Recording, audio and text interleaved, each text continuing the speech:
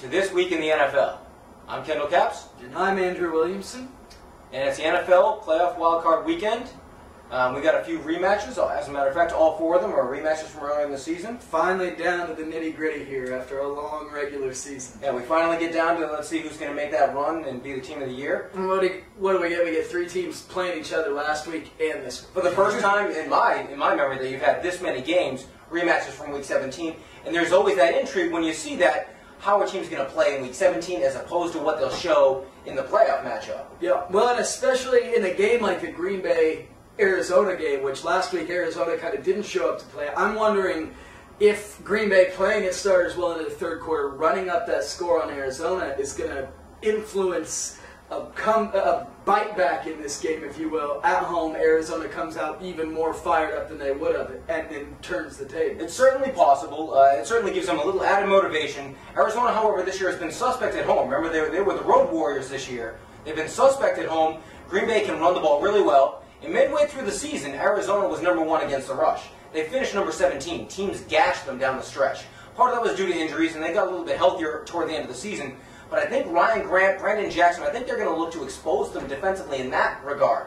And it might actually keep that explosive Arizona offense off the field as much as they can. I agree. I like Green Bay. Green Bay's been playing very well coming in, 7-1 their last 8 games, but I still think this is a team that's about a year away from being a deep playoff contender. Whereas Arizona, I think last year came in kind of the same way, questions about whether they were flat or whether they had momentum, and turned it on. And I think this year they've turned it on in all their prime-time games and must-win games. You've seen Arizona kind of come to the table. Yeah. I look for them here, again, especially with the way Green Bay put a sour look on their face in their house last week. I think Arizona comes back in this week and takes care of business. Well, I think even with Bolden, who is doubtful for the game, Steve Breston has been a very underrated receiver. He had 1,000 yards last year, close to that this year. He's been a very solid receiver. He'll be able to fill in. Hurts the depth a little bit, but I don't think it'll influence them too much on what they want to do offensively. But Green Bay, I think they're almost a team on a mission. I think they're a little bit dangerous, and I have a weird feeling about them. Don't forget their defense.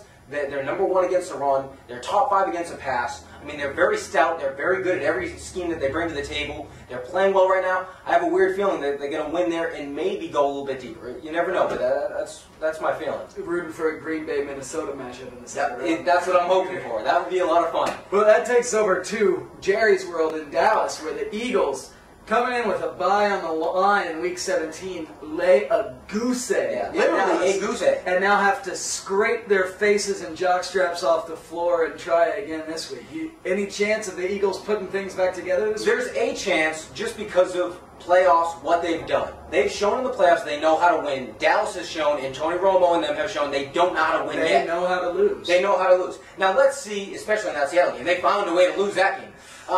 But this is a different Dallas team. At home, they played really well this season, especially the last 5 home games. And Philly has to fly back home, then fly back across country to go back to Dallas. It's really difficult with all the traveling. I think it's going to be really difficult for Philly to pull this one out. Yeah, I agree. I think, like you said, those playoffs, those Cowboys teams of the past are in the past. There's no more T.O. here. They seem to finally be settled down. The big win over the Saints, I think, really pushed them into the strong end of the season. And when you look at playoffs, I'm looking for running game and defense. And when you look at DeMarcus Ware and Felix Jones and Choice, this is a team built to win in the postseason, and they've been really starting to get it rolling, whereas Philly is a long play passing. Now, this isn't a cold weather game, but a lot of times when you see teams that all they can do is pass, they get stuck in the playoffs. Philly every year has hit that hurdle. NFC Championship game, NFC Championship game. I don't think they get this far this year. I think this year Dallas takes care of it. Yeah, I think so. And typically it's always difficult to beat the same team 3 times in a year. You can ask Dallas a couple years ago. They beat the Giants twice. What happened in their playoff matchup? The Giants took care of business, went on to win a Super Bowl. But this year, Philly, they're a little bit out of sync. They have no rushing game whatsoever. And Dallas is playing too well right now. Well, I think they're going to find a way to win that they game. lost last week, I just don't see how you can pull yourself. Yeah, and it's not like they didn't want to play. They had everything riding on that game. If they win it, they get the 2 seed, they get a first-round bye. And to not show up. Yeah, it was really dumbfounding. That's going to take us over to the AFC. We're going to begin with Cincinnati playing the Jets, a rematch also from last week. However, the Jets took care of business, but this is the one rematch where the winning team has to go on the road now. What do you see happening there? Well, I think the Bengals wanted to play the Jets. and they got their wish. I think they laid down and let the Jets take it so that they could get this matchup. But I still don't think this is a guaranteed win for the Bengals either. Mm-hmm. The Jets, obviously, their defense, number one. Their running game, number one.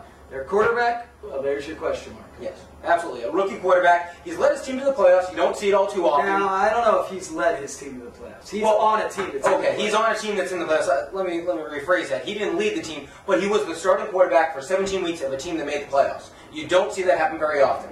They're going to need to be able to run the ball. Cincinnati's 7th in the NFL against the run. It's going to make it very difficult in Cincinnati on the road. This game won't look anything like what we saw Sunday night. But I have a weird feeling for Cincinnati's sake. Yeah, oh, absolutely. Now, obviously, they're going to play Benson. He got rest last week. He didn't play at all. Scott, they can use him just as a filler in a third down back once again, the way he's meant to be used. However, this Jets defense, they're playing out of this world right now. And I have a weird feeling Cincinnati's not the type of team that is explosive, that can score a lot of points. If the Jets create some points off turnovers, if they can get some big special plays teams, I think they could win this game, maybe going away. That's just a feeling that I got. I agree if the Bengals are turning the ball over, but I look on the other side. I think Mark Sanchez comes out, and now you're in a position, if the Bengals are playing Benson and they're taking time off the clock, and you are in a competitive game, where now you, unlike that last game of the season, your quarterback has to make plays. Mm-hmm. And when their quarterback has to make plays against this Bengals pass defense, I think that spells disaster. And I also think, really, the Jets shouldn't be here. Let's be honest, they got backed into the play. I mean, they should be here, but they're lucky to be here. Yeah. I think the football gods will take care of karma, and we'll see the Bengals come away with one this week. I think the Bengals are a better team on paper, but they're extremely inexperienced. The Jets, despite having that rookie quarterback, that defense is so sound.